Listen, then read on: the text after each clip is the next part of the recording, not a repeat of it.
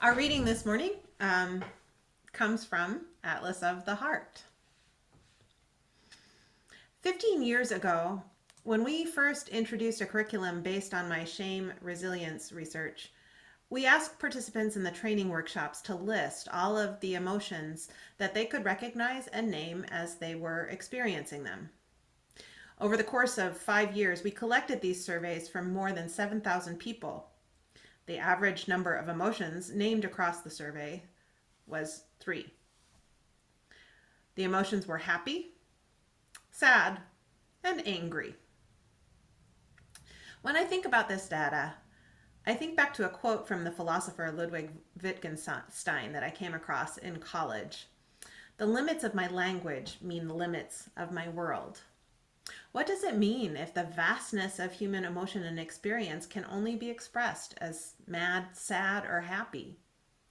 What about shame, disappointment, wonder, awe, disgust, embarrassment, despair, contentment, boredom, anxiety, stress, love, overwhelm, surprise, and all of the other emotions and experiences that define what it means to be human? Language is our portal to meaning making, connection, healing, learning, and self-awareness. Having access to the right words can open up entire universes. So, as I mentioned, what I'm going to do this morning is give you a whirlwind tour of the map of emotions Dr. Brown offers in the book, with just a few key clarifications and definitions. However, I want to preface this by saying that there are an infinite number of ways to be human, and we are all so incredibly complex. So some of these things may resonate, some may not. You may feel like some really important terms are missing. The goal of the work, I think, is not to get everybody on the same page, but rather to issue an invitation to each of us to create our own map, our own atlas, to engage in the work of self-understanding and self-awareness. So, with no further ado, the first set of emotions and experiences Brown looks at are places we go when things are uncertain or too much. First, Brown explains the difference between stress and overwhelm by going back to her waitressing days. When a server was stressed, the appropriate response was, "What do you need? What can I do to help?" When they were overwhelmed, the response was a hard stop. Everyone just understood that they needed a break. So stress is an emotional reaction tied to our cognitive assessment of whether or not we can cope. And when we're overwhelmed, we're stressed to the point of feeling unable to function. Next, she talks about anxiety. Anxiety is both a state, a temporary response to events or experiences, and a trait, a chronic tendency toward an anxious way of being. Anxiety tends to lead us into one of two different coping strategies, both of which have been shown to be completely ineffective. The first is worry, and the second is avoidance. When we worry, we yield to a chain of negative thoughts. Avoidance, meanwhile, causes us to waste our energy zigzagging around and away from the thing we are anxious about. Now, in response to uncertainty, we might also feel excitement. Excitement is defined as an energized state of enthusiasm, and it either causes or results from pretty much the same physiological responses as anxiety. So, the researchers believe that we get to choose whether we're going to interpret our physiological stress response in a positive or a negative light. Now, dread arises in response to high probability negative events.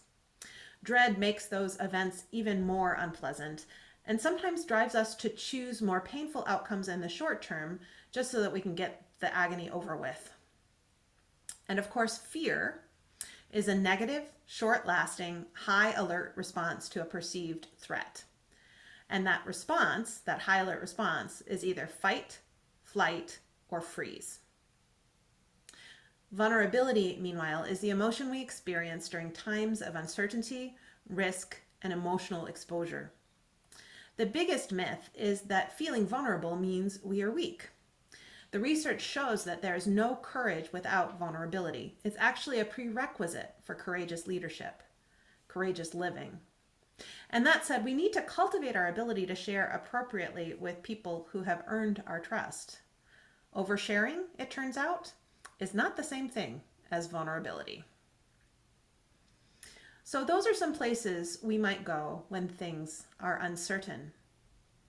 The next stop on our journey of exploration are the places we go when we compare. Now, I'm going to be coming back for a deeper dive into these later. So for now, I just want to give the quick basic definitions. Comparison is not actually an emotion. It's something that we do when we want to fit in and stand out simultaneously. Fit in, stand out. Admiration is what we feel when someone or something inspires us. Reverence is a deeper form of admiration or respect that's often combined with a sense of meaningful connection to something greater than ourselves. Envy and jealousy, meanwhile, are often confused. We feel envy when we want what somebody else has. Jealousy, on the other hand, is the fear of losing a relationship or a valued part of a relationship.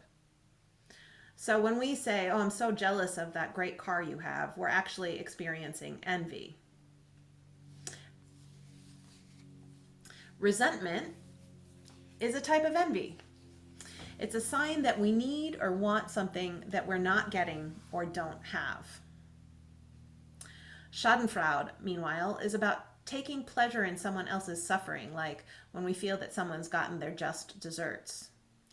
It has a counterpart, Freudenfreude, which is where we take pleasure in someone else's joy or success. So these are the places we go when we compare. The next places Brown shows us are the ones we go to when things don't go as planned. Boredom, she defines as the uncomfortable state of wanting to engage in satisfying activity but being unable to do it. Brown quotes Sherry Turkle as saying, "Boredom is your imagination calling to you." It reminded me of something my 5th grade teacher, Miss Boisvert, used to say. She used to tell us when we complained about being bored, "Boredom is the sign of a lazy mind." Disappointment arises in us when our expectations go unmet, whether they are explicit or unexamined, unexpressed, and or unspoken. The more significant the expectations, the more significant the disappointment. One way to minimize disappointment is to minimize expectations, but this also limits us and keeps us from joy. A better path, Brown suggests, is to practice examining and expressing our expectations, and then enduring the discomfort, because sometimes even clearly stated expectations go unmet. We experience regret when we have to endure an unwanted outcome and believe it was somehow caused by our decisions, our actions, or our inaction. Meanwhile, when we're discouraged, we're losing our confidence and enthusiasm about our future efforts. And when we are resigned, we've lost our confidence and enthusiasm about our future efforts. Last but not least, frustration arises when something that feels outside of our control prevents us from achieving our desired outcome. Now, what about the places we go when it's beyond us? Awe and wonder, as defined by Ulrich Weger and Johannes Wagemann, can be differentiated based on what they evoke in us. They write, "Wonder inspires the wish to understand. Awe inspires the wish to let shine, to acknowledge and unite." Confusion, meanwhile, is categorized as an epistemic emotion, which means it's critical to knowledge acquisition and learning. Turns out we all have a zone of optimal confusion when we're challenged, but not so totally lost that we want to give up. The discomfort of confusion is kind of like the discomfort of sore muscles after we have a good workout. It's a necessary and healthy part of the process of learning. Curiosity, like anxiety, is both a trait, a habitual mindset, and a state, a temporary response to circumstances. We become curious when we recognize a gap in our knowledge and become emotionally and cognitively invested in closing that gap through exploration and learning. Interest, meanwhile, is a state, not a trait. So it happens as a temporary response. And it's defined as cognitive openness to engaging with a topic or experience. Surprise is an interruption caused by information that doesn't fit our current understanding. Then there are the places we go when things aren't what they seem. This is a region where we're feeling two competing emotions at the same time. Amusement is an awareness of incongruity. When we're amused, we feel playful with those around us. Bittersweet involves mixed feelings of happiness and sadness, most often sadness about letting go mixed with gratitude about what was, what is, or will be. Nostalgia is a context-specific bittersweet emotion that combines elements of happiness and sadness with a sense of yearning and loss. Often, though, the version of the past we're yearning for is both idealized and self-protective. So when people say, for instance, "Make America Great Again," they are ignoring an awful lot of history and an awful lot of facts. Anyway, cognitive dissonance I've talked about before. It's when we hold two ideas, attitudes, beliefs, or opinions that are logically and psychologically inconsistent with each other. It's very uncomfortable, so we go to great lengths to avoid it, ignoring facts and evidence, and even sometimes ending relationships. Paradox, meanwhile, challenges us to straddle the tension of two conflicting elements and recognize they can both be true. And then there's irony and sarcasm, where the words we're speaking are different and often opposite from the intended message. Both of them have an element of criticism and humor, but sarcasm has an edge. It's meant to ridicule, to tease, or needle. The next stop on our journey of exploration is a tender one, the places we go when we're hurting. Anguish is an almost unbearable swirl of shock, incredulity, grief, and powerlessness. It is a universal emotion. We all have to go there at one point or another. If we're lucky, we're able to hold on to hope. Hope emerges in situations where we're able to do three things: set goals, imagine pathways to reach those goals, and preserve our sense of agency. If we aren't lucky, we might experience hopelessness. Hopelessness arises out of negative thought patterns, and in particular, self-blame. It's the perceived inability to affect change.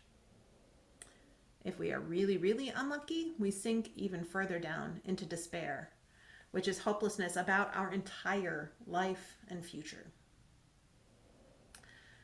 Sadness, meanwhile, is another universal emotion. It's important and we need it. It moves the individual I toward the collective us. It's not depression or grief, though it's part of both. When we are sad, we want to be held or connected to someone who has known that same ache. So that's why it moves us. You know, think about the sad stories or the sad movies you've watched. Sadness moves us toward one another. Grief, meanwhile, is a complex process that includes many, many emotions. I've talked about grief a fair bit before, so I think you all know the key things to remember. The first is that we don't have a lot of control over this process. We have to just flow with it. And the second is that we never really get over our grief. We just learn to integrate it and carry it in a way that it doesn't take over our entire life. Next, Brown takes us to places we go with others. Here again, we're going to come back and go deeper later, but for now, compassion is about recognizing and accepting shared humanity so that we treat ourselves and others with loving kindness. Pity is the near enemy of compassion. Near enemies are emotions that are close but actually undermine the healthy emotion.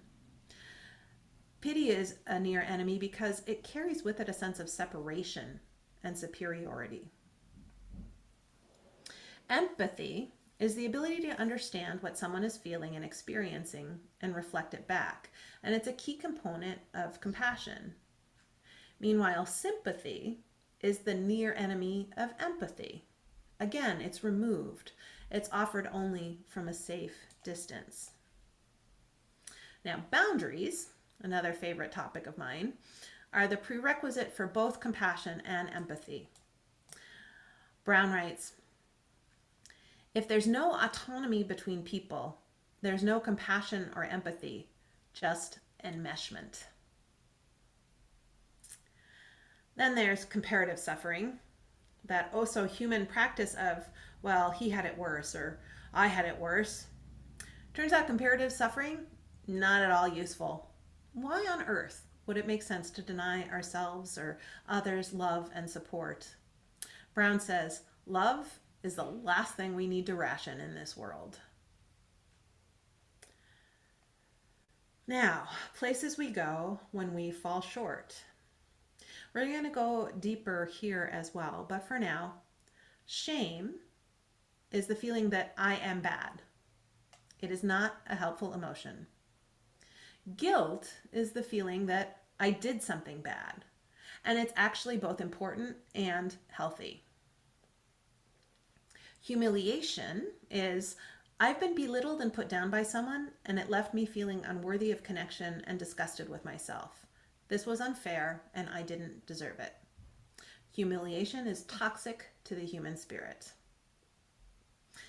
Embarrassment, meanwhile, is I did something that made me a little uncomfortable, but I know I'm not alone. It's fleeting. It's sometimes funny. Self-compassion is about choosing self-kindness over self-judgment, embracing our common humanity rather than isolating, and practicing mindfulness rather than allowing ourselves to sink into over-identification with any particular emotion. And perfectionism needs to be differentiated from healthy striving. Perfectionism is driven by what will people think. It's a self-destructive and addictive belief system that fuels the thought that if we are perfect, we can avoid feeling painful and uncomfortable feelings. Next, we visit the places we go when we search for connection. And again, we're going to revisit these on a deeper level. As she's done in some of her other books, Brown differentiates between belonging, which is being seen, known, and accepted fully, and fitting in, which she defines as forced conformity, and is the near enemy of belonging. See, to belong, we need to be who we are. We need to be accepted for who we are. To fit in, we have to change who we are. Connection, she defines as the energy that exists between people when they feel seen, heard, and valued. Disconnection is normative and inevitable. We're human. We misunderstand. We invalidate. We exclude. We humiliate and harm each other all the time, and this causes disconnection. If these wounds can be addressed and reworked, they become places of enormous growth. For the person who caused harm, sticking around and repairing the disconnection strengthens their relational competence. For the one who was harmed, it gives them a sense of mattering, which is profoundly healing. Insecurity can be domain-specific, like financial insecurity or a lack of physical safety. Interpersonal, we don't feel safe in a relationship or in relationships in general. Or personal, when we are overly critical of our own weaknesses. Invisibility is a combination of disconnection and dehumanization. And loneliness is the absence of meaningful social connections. Now, when our hearts are open, we might visit these places. Love, which is a combination of desire, bonds, intimacy, and commitment. Its opposite is lovelessness, which is the root of injustice and oppression. See, we need to care about people. We just do. Heartbreak is another one of those universal experiences. To know love is to know the loss of love. It hurts, and it's totally worth it. Trust, meanwhile, is more a cognitive assessment than an emotion. Trust grows as we respect boundaries, show ourselves to be reliable, are willing to be held accountable for our mistakes, keep confidences, act with integrity, refrain from judging, and are generous with our time and our energy. Trust isn't just something we work on with other people, though. The development of self-trust is possibly even more important. Betrayal is the violation of trust. And it's possible to heal from betrayal, but it is rare because folks tend to get very defensive. Defensiveness is a way we protect our egos and our fragile self-esteem. After betrayal, if we can avoid getting defensive, we can accept accountability, make amends, and change the way we behave, which might allow us to earn back the trust we lost. It's hard work, but it's good work. Flooding, meanwhile, is a sensation of feeling psychologically and physically overwhelmed during conflict. This is another one that's probably familiar to each and every one of us.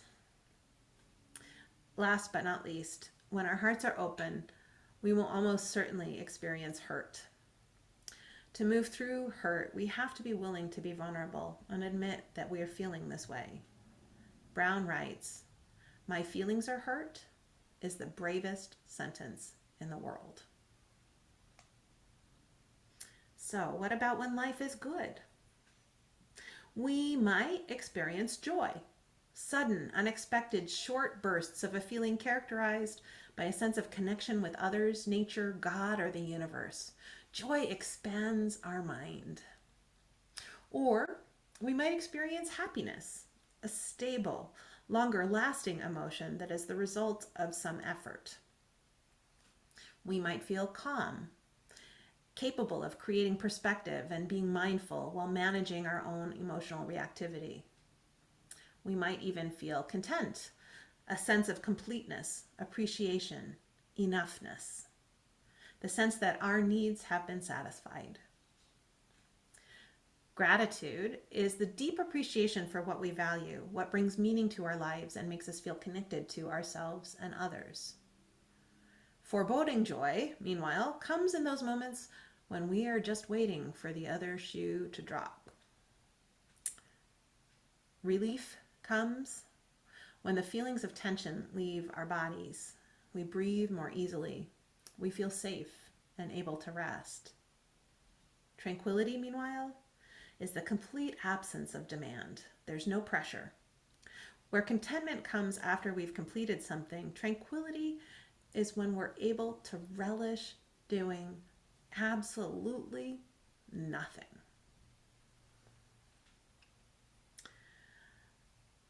When we feel wronged, we are likely to feel anger. Anger exists to drive action. We want to do something, whether we're the ones feeling it or on the receiving end. Interestingly enough, though, anger is most often a secondary or indicator emotion. More than 20 of the 87 emotions Brown describes are likely to present as anger. On our journey around our emotional landscape, anger reminds me a little bit of like chain restaurants or big box stores. Wherever you go, there it is again. So we need to be able and willing to work with our anger because it's a powerful catalyst.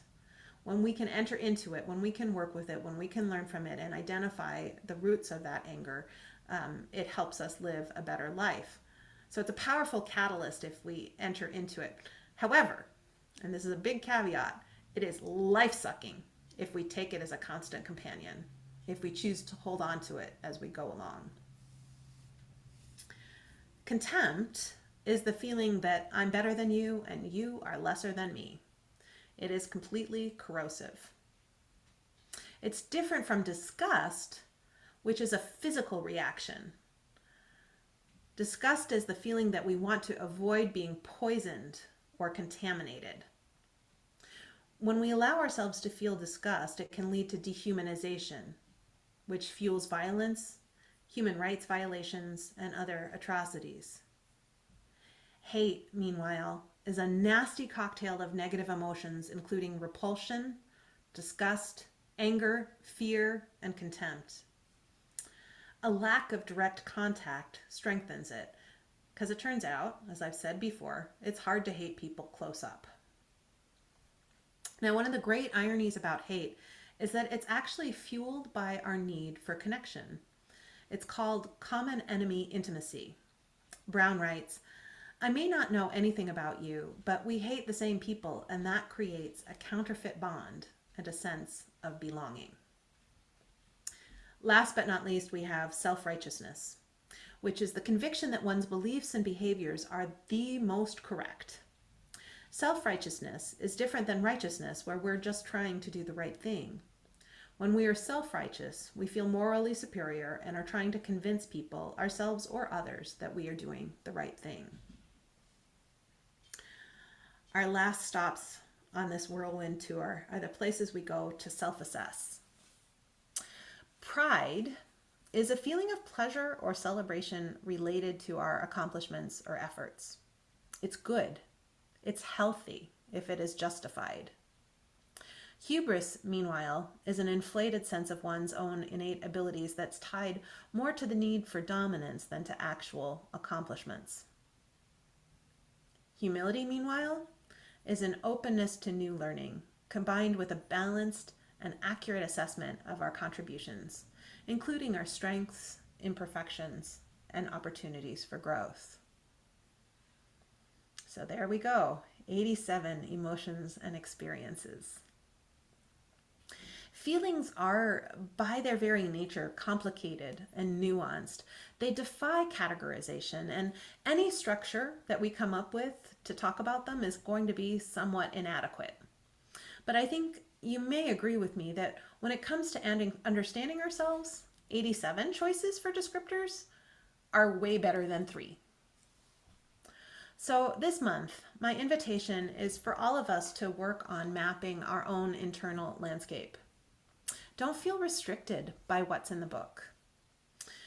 Sometimes we identify the right word to capture what we're feeling by exploring the sense that another word is not quite right. Why do I think this is so important? Well, emotional granularity, self-understanding, I think is the key to living a full, joyful, and meaningful life, but also the key to establishing and maintaining life-giving, life-saving communities like our own beloved UU Church of the Palouse. Doing this work, I think, also enables us to find ways to address the challenges that are facing our poor, beleaguered world, including climate change and the partisan divide. So get out the map and let's start playing. Let's just see what places we can discover and explore together. So be it, and so may it be. And now I invite you to join in singing with me Better Days by Emma's Revolution.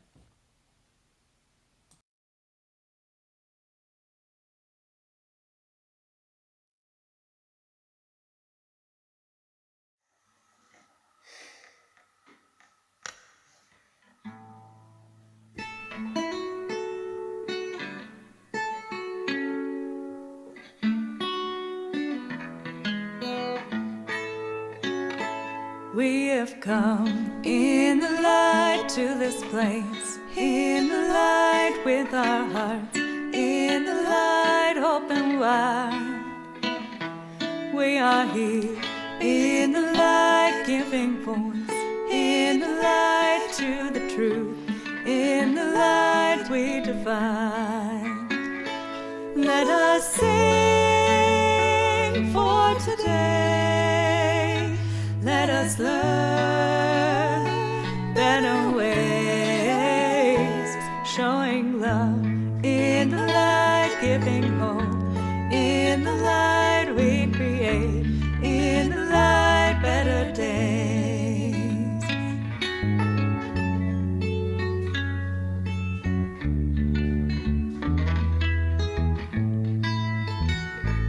We are born in the dark, we are fed. In the dark we connect, in the dark through the veil.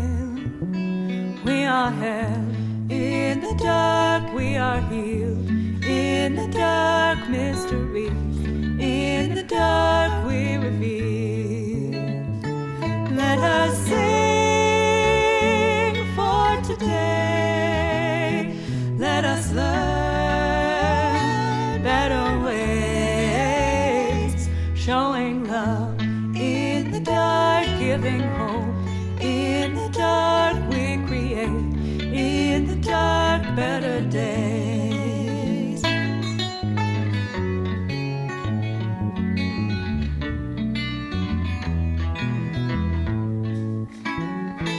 Time is now, we begin where we are. We begin, we have all. We begin that we need to renew. We begin to release. We begin to rebuild. We begin to believe. Let us sing for today. Let us learn better ways, showing love. We begin giving hope. We begin, we create.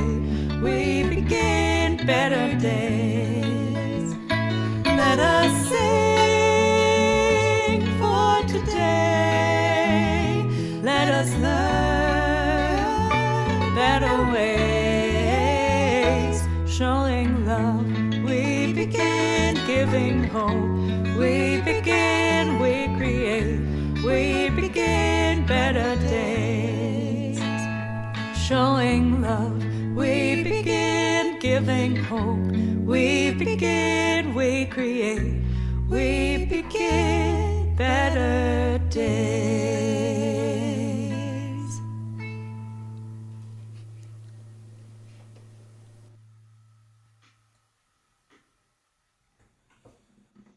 Our closing reading is a poem by William Stafford called The Gift.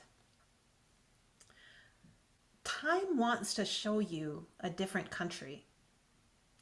It's the one that your life conceals, the one waiting outside when curtains are drawn, the one grandmother hinted at in her crochet design, the one almost found over at the edge of the music after the sermon. It's the way life is, and you have it, a few years given. You get killed now and then, violated in various ways, and sometimes it's turnabout. You get tired of that. Long suffering, you wait and pray, and maybe good things come. Maybe the hurt slackens and you hardly feel it anymore. You have a breath without pain. It's called happiness. It's a balance, the taking and passing along, the composting of where you've been and how people and weather treated you. It's a country where you already are, bringing where you have been. Time offers this gift in its millions of ways, turning the world, moving the air, calling every morning, here, take it, it's yours.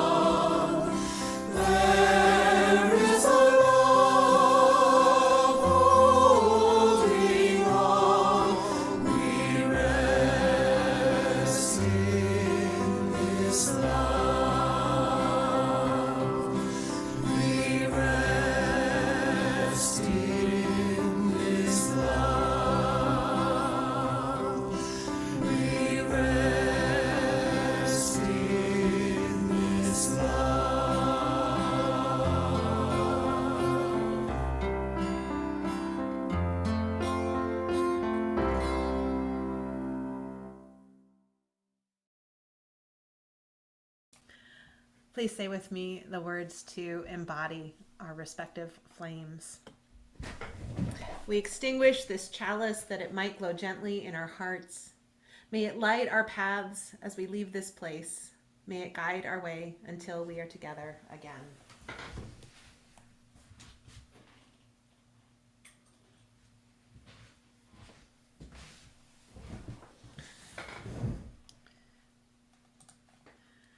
I know I say it a lot, but I just can't imagine any finer companions with whom to explore and play and parse and discuss and share the incredible, complex, and messy experience of being human, being alive. I am so grateful to each and every one of you for being here today, for being in this space, for being a part of my life. I love you all very, very much.